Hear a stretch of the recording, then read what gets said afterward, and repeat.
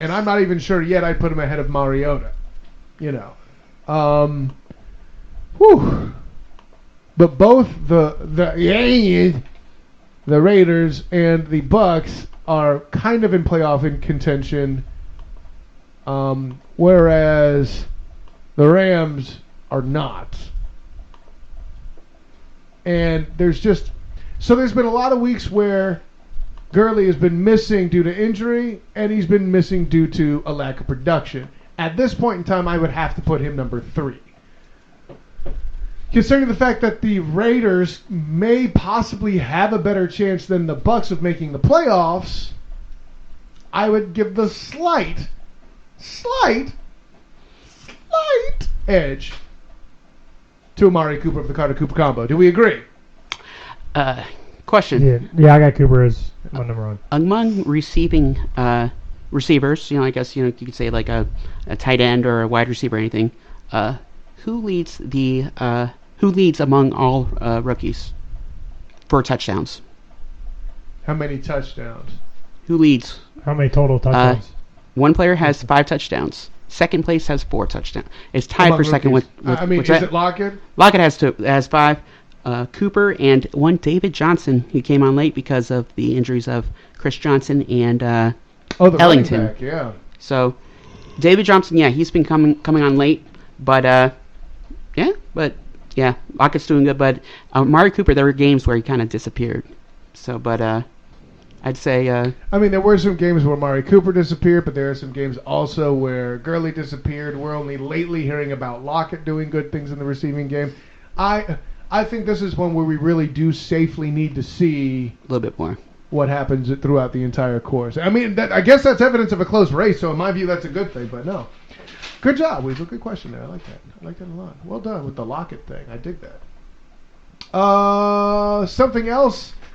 Ooh, well, I don't know if you dig this quite as much. Let's go ahead and talk it over. The Redskins and the Bears. Weasel. Redskins on the road defeated the Bears 24-21. Redskins quarterback Kirk Cousins, 24 of 31, 300 yards, 1 touchdown, 1 INT, sacked 3 times, but he did have 4 scrambles for 13 yards and a rushing touchdown. You like that? That is so awesome. Never gets old. Redskins running back Matt Jones had 18 carries for 62 yards. Running back Alfred Morris had 11 for 24 and a touchdown. Redskins tight end Jordan Reed, 9 catches for 120 yards and a touchdown. With credit for 4 or 5 broken bleeping tackles on said touchdown. Yeah? Just saying. He got hit by a bunch of people, and it just didn't work. I don't know if that's a defense fail or an offense win, but it was something impressive. It's mostly like a defensive fail. Yeah. I was going to say fitty, but okay. Yeah, no. The way they've been tackling lately? No. Yep. Bears quarterback Jay Cutler was 19 of 31, 315 yards with 2 touchdowns, sacked 3 times. You have Scuddy's back. Bears running back Matt Forte, 10 carries for 45 yards and a touchdown. Yes. Wide receiver Alshon Jeffrey, 6 catches for 107 yards and a touchdown.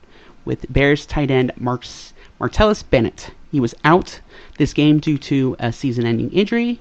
You have filling in tight end Zach Miller, filling in nicely. 5 catches, 85 yards, and a touchdown. So with 2:11 remaining, the Bears got the ball at their own 20, down by 3. Cutler drove the team downfield to the Redskins' 32-yard line. That set up Bears kicker Robbie Gould for a 50-yard field goal. Yeah, he missed wide right. 50-yard field goal's kind of not too much of a gimme, but something. Maybe some concern because last week he missed a 36-yard field goal, which straight up, great cue for the music. No, you could turn it on. Oh, okay. Shoot, I'm sorry. Yeah. Because last week, one Robbie Gould missed a 36-yard field goal at the end of regulation that would have gave the Bears a victory over the 49ers. And in overtime in that game, I believe it was a Bolden. So garbage. Touchdown. Yeah, it was Torrey Smith. Torrey Smith, touchdown at the end. I think it was like 71 yards or so. So the question is, has Gould lost his glitter? No, but he lost his shine. Ooh, okay. I'm gonna piggyback that. No, but he lost his shine. That works with me. Anyways, oh man, by the way, not for you know what, we'll get into it later because we got to talk more NFC East as we go on. We'll just say that the Skins winning keeps that division race alive in all its nasty, disgusting looking glory. A game that you may have thought easy though for the Denver Broncos was not. The Raiders, your Oakland Raiders, pull off the shock upset victory over the Broncos, 15-12. Derek Carr, DC4, didn't necessarily have a great passing game, 12 for 29, 135 yards, but did have 2 touchdowns. Brock Osweiler went 35 for 51, 308 yards in this defeat. Guys, I'm going to point it to one thing and one thing alone. I get that the Denver Broncos only ran the ball 19 times for 34 yards, but having Osweiler throw it 51 times is not a key to victory. Apparently also, the tight end position is not good enough because while the Raiders have struggled with coverage of the tight end position, not anywhere did I see Vernon Davis. Sure, he had 70-something yards, 72 yards I think it was, but not enough of an impact made there at that position. He had a drop on the last drive, like wide open ball in his hands and dropped it. I blame Tony Romo. Moving on. Are you sure it's not Colin Kaepernick?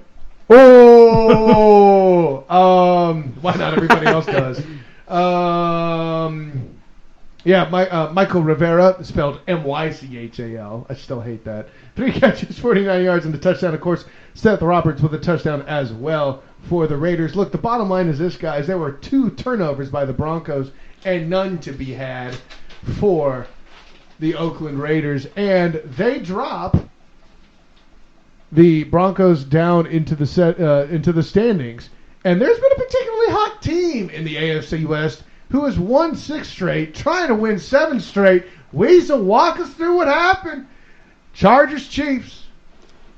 The Chiefs at home defeated the Chargers 10-3. Chiefs quarterback Alex Smith, 15 of 23, 191 yards, 1 touchdown, 190, sacked twice. Wide receiver Albert Wilson, 4 catches for 87 yards, and the game's lone touchdown. Chargers quarterback Phillip Rivers was 24 of 43, 263 yards, 1 INT. He was sacked 5 times. And Rivers did not get much help from his running game. As rookie running back, I don't think he's really in the conversation for Rookie of the Year. No, he is not. One, Melvin Gordon, 14 carries for only 35 yards. Noticed very distinctly how we did not even whisper. There wasn't a pause to breathe, even consider, even fathom this possibility. Yes. Okay. Yeah. By the way, for the record, towards the end of the game, not Phillip Rivers' fault. I'm just saying. Go ahead. Oh. Huh. Chargers tight end Antonio Gates had 6 receptions for 76 yards. And you have the Chiefs, after starting 1-5, kind of looked like their season was over. They're on a 7-game winning streak. Bam! So we got in contention for the West. We have 2 teams. Oh yeah. Oh yeah! I like it because Andy Reid. Oh yeah! Ding! No, that's a win. Yes. So You are correct, sir. you got the Broncos at 10-3. Their remaining games are at the Steelers, and at home versus the Bengals and the Chargers. For the Chiefs, they're 8-5. At the Ravens, Browns, and then the Raiders. So, how is the West won? So, gentlemen, up front, you see the Broncos' schedule. That ain't easy. I believe I heard you say the Steelers and the Bengals. Yep. Okay, fine. The third game's the Chargers. Thank you. You're right. I don't care what happens in that game because I don't think... I think 0-2 is possible. I'm not going to be brave enough to call it, but they will lose one of those games. I'll call that. They're going to be 1-1 over the next 2 weeks. And I think I know which game I'm going to call, but teaser. The Chiefs, however, Raiders, Browns. There's 2 wins right there. They can get the third one. Which the final game... who was the final game for the Chiefs? I'm sorry, Weasel? Raiders? The Raiders at home. That's a winnable football game. I'm going to say the Chiefs hold their own destiny in their hands because technically today the answer to that is no, they don't. But they will because the Broncos will drop at least 1 game in the last 3. I'm calling it now. Anybody think I'm wrong? Nope. Are you good? Okay. Yeah. I think the last game this season, Chargers at Broncos, yeah, that one's going to be, I think, competitive. So right. Now, granted, I know that the Broncos are up 2 games right at this moment, but if you look at the divisional record, if the Chiefs win out, the worst they can do is 5-1 in the division. The best the Broncos could do is 4-2. So if they win out, if the Chiefs win out, plausible, and the Broncos have to beat 2-1, or else they're not winning the division. Period. Mm-hmm. I'm pretty safe to say at this point, you're going to get one of your wild cards out of these 2 teams. I mean, the Steelers, they're amazing. Don't get me wrong this year, but I think they are. I think they are Josh Scobie in the first game against the Ravens away from a playoff spot. Isn't that awful though? Anyways. Chris, take us back to the NFC. Let's make some sense of this East with the Bills and the Eagles. The Eagles continue on their winning ways, beat the Bills 23-20 to keep their playoff hopes alive. For the second time in 3 weeks, Tyrod Taylor couldn't muster a comeback victory in the final 2 minutes to try to pull off the victory, and the Bills fall 2 games out of the playoff spot with a 6-7 record. Told you they wouldn't make the playoff. Tyrod Taylor wasn't great, 19 for 36 for 268 yards and a touchdown. His INT came in the last possession as he overthrew Robert Woods down the sideline. I don't know why they try not to hit Sammy Watkins instead, but I think that was his first interception in like 223 snaps or something stupid like that. Yeah, he had like the most attempts without an interception because of Alex Smith last week, I think it was. Yeah. Was that like 300 and something when he threw his interception? Yeah, a good amount, yeah. It wasn't 300, but I don't know. It was something insane with Alex Smith. He didn't have one for like, I thought it was 300 or something. But it could be. I could have that all wrong, but anyways. All right. Taylor did end with 53 yards and 8 scrambles. LaShawn McCoy had 74 yards on 20 carries. And rookie Mike Gillislee had a touchdown run.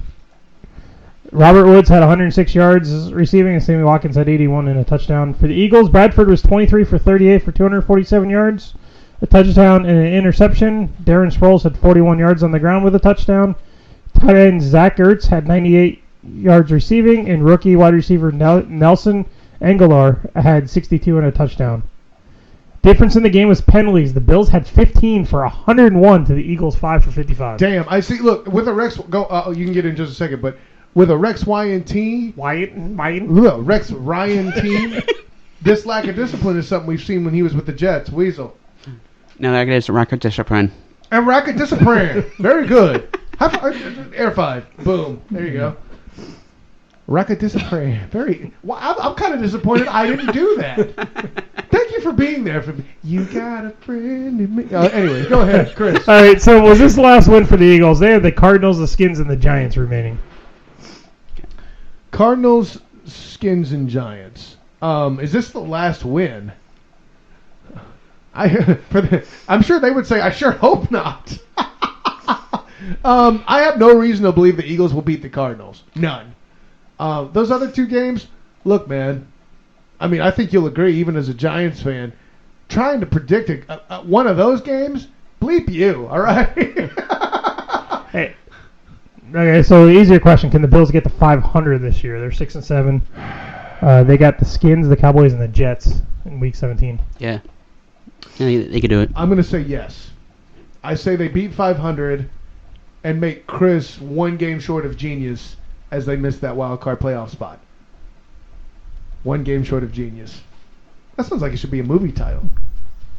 Anyways, so yeah, the NFC East, the primordial turd of that conference that will still have to send a playoff representative. I love this game. It's pretty bad because the AFC South, they also have their top 2 teams, the Colts and the Texans, 6-7. So 2 teams at the top with 6-7 records for the AFC, 2 NFC East teams 6-7. I would argue though, my good friend Stephen Weasel Hurley, I would argue that the AFC South is worse because you do mention eloquently that their 2 top teams are 6-7, but that 5-8 Jags team is still in the race, very legitimately. I gotta say, like, you have to give credit to Bortles because last year he looked like it's like a He's doing all right. Is he